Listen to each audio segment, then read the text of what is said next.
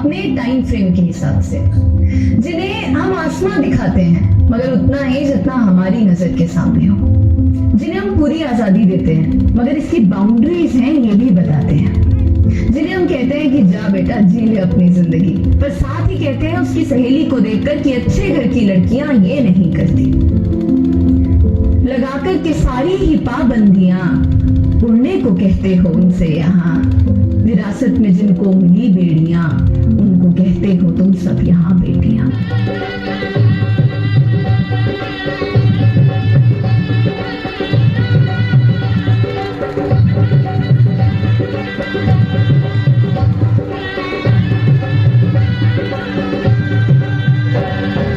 रुक जाइए, ये शादी नहीं हो सकती। क्या हुआ समधी साहब? समधी साहब, दहेज का मांग 25 लाख रुपया था, जिसमें मात्र आपने 20 लाख रुपया ही दिया, बाकी का 5 लाख रुपया कहाँ है?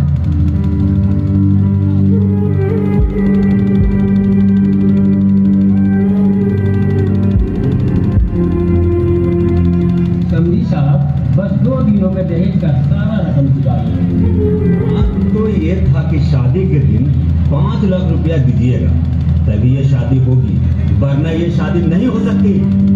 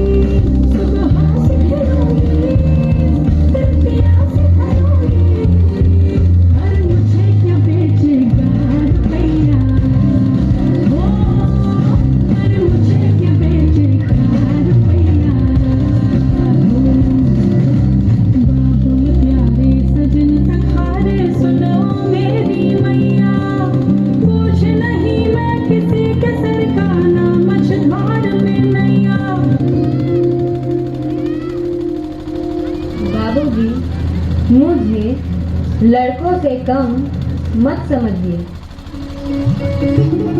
बेटी बचाओ बेटी पढ़ाओ का नारा देने की नौबत एक सोसाइटी में आए हैं, ये सवाल अपने आप से नहीं पूछेंगे आप? हमारे पेरेंट्स कर्जा उठाते तो बेटों की पढ़ाई के लिए और बेटियों की विदाई के लिए। हमारी सोसाइटी में आज्ञाकारी सबसे बड़ा टाइटल है जो एक औरत को मिलता है, बहू हो या बेटी, क्योंकि उसे सिर्फ और सिर्फ एक आदमी का कहना मानना होता है। एक लड़की अपनी जिंदगी में क्या करना चाहती है, कैसे जीना चाहती है, उसके लिए उसे किसी आदमी की परमिशन लेने की जरूरत नहीं होनी चाहिए। उस दिन जेंडर इक्वालिटी होगी।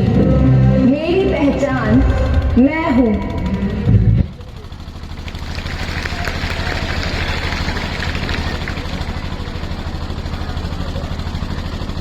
बहुत ही